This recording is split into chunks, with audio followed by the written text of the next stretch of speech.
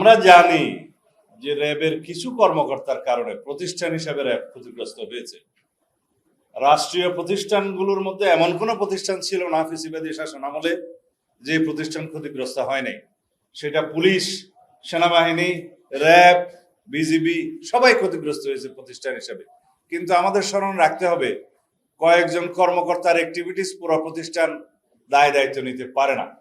আমরা এখন যার যার নিজস্ব আইনে, সেই প্রতিষ্ঠানের আইনে সেই সমস্ত অফিসারদেরকে অ্যাকাউন্টেবল করার জন্য এবং বিচার আইনের আওতায় নিয়ে আসার জন্য আমরা অলরেডি অনুশাসন দিয়েছি।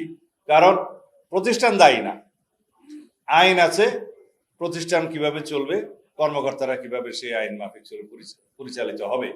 যদি কিছু সংখ্যক কর্মকর্তা কর্মচারী বিপদগ্রস্ত হয় বা বিপদে যায়, তারা পার্সোনালি দায়ী, কোনো প্রতিষ্ঠান দায়ী না।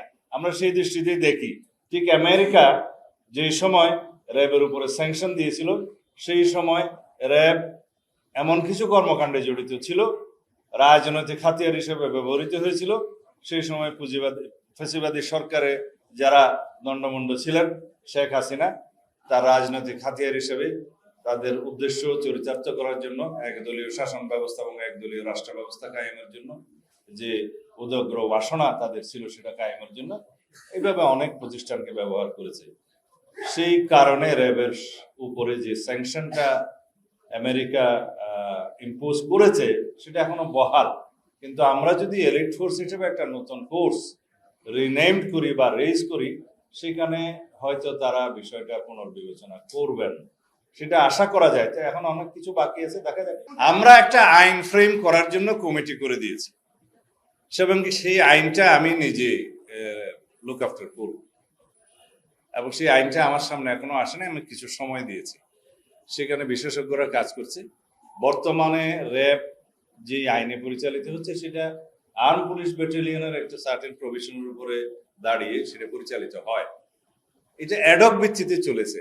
একটা প্রতিষ্ঠান এভাবে অ্যাডক ভিত্তিতে পরিচালিত হওয়ার সঠিক ছিল না। এখন আমরা সেটা আইন করব আলাদা এলিট ফোর্সের জন্য। সেখানে অথরিটি দেওয়া থাকবে, তাদের রেসপন্সিবিলিটি ফিক্স করা থাকবে, এবং সেই ক্ষেত্রে তাদের জবাবদিহিতা, অ্যাকাউন্টেবিলিটি এবং ট্রান্সপারেন্সিটাও নিশ্চিত হবে। সেই হিসাবে আইনটা আসবে। এখনো ডিটেইল বলার সময় আসেনি। এখন যেভাবে চলছে আর্ম পুলিশ ব্যাটালিয়নের একটা ধারার অধীনে, সেটা তো আজকে না, সেটা আরো 10-12 বছর আগে, 15 বছর আগে থেকে চলছে। এবং সেটা আমি মন্ত্রণালয়ের দায়িত্বে আসার পরে দেখলাম যে সেটা ঠিক না। একটা বাহিনী রেজ হয়েছে, তার জন্য সুনির্দিষ্ট আইন থাকতে হবে এবং তাদের দায়িত্ব বন্টন করা থাকবে, সেখানে স্বচ্ছতা থাকবে এবং জবাবদিহিতা থাকবে। সেই হিসাবেই অন্যান্য বাহিনী যেভাবে আছে ওভাবে থাকবে। কিন্তু এই আইনটা সেভাবে নয়, যে ডিফেক্টিভ ছিল, এখনো তাই আছে। তা আমরা এখন সংশোধন করব। নতুন প্রত্যাশা, জনপ্রত্যাশা অনুযায়ী জননিরাপত্তা নিশ্চিত করতে হবে। সেই জন্য একটা এলিট ফোর্স অবশ্যই দরকার হবে। তাদের যে equipments, logistics, training, facilities, assets সবকিছু সেখানে যাবে।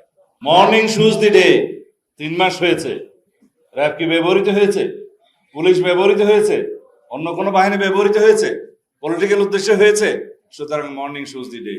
অল ইকুইপমেন্টস, লজিস্টিক্স, অ্যাসেটস সবকিছু সেই নতুন আইনের অধীনে প্রতিস্থাপিত হবে।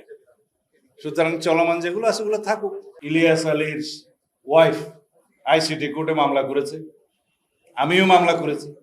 আইসিটি কোর্টের একটা আইন আছে, সেই আইনটা সবচেয়ে শক্ত আইন। গুম কমিশন যে কমিশন করা হয়েছিল, সেখানে কোনো পিউনিটিভ মেজার্স নির্দিষ্ট ছিল না। আইসিটি আইনের মধ্যে যদি আমরা সেই অ্যামেন্ডমেন্টগুলো নিয়ে আসতে পারতাম, এখনো যেটা আমরা চেষ্টা করছি, তাইলে গুমের সব ধরনের গুমের বিচার ওখানে হবে। কেউ গুম হয়েছে ফেরত আসে নাই, কেউ গুম হয়েছে ফেরত এসছে, কেউ গুমের হুমকি পেয়েছে, কেউ গুমের শিকার হয়েছে। বিভিন্ন রকমের ডেফিনেশন ওখানে আসতে পারত, বিভিন্ন রকমের মেজার্স নিয়ে যেতে পারত। একটা কমিশন হলো, সেখানে শুনানি হবে, মেজার্স হবে না, অন্য একটা অথরিটি সেটা আবার তদন্ত করবে, সেই অথরিটি আবার মামলা করবে। আমি ব্যক্তি হিসেবে ভিকটিম হলে আমি মামলা করতে পারবো না। এই সমস্ত ডিফেক্টগুলো তো ছিল আইন কানুনের ব্যাপার। এর চেয়ে বেশি আইন বলা বোধহয় ঠিক হবে না।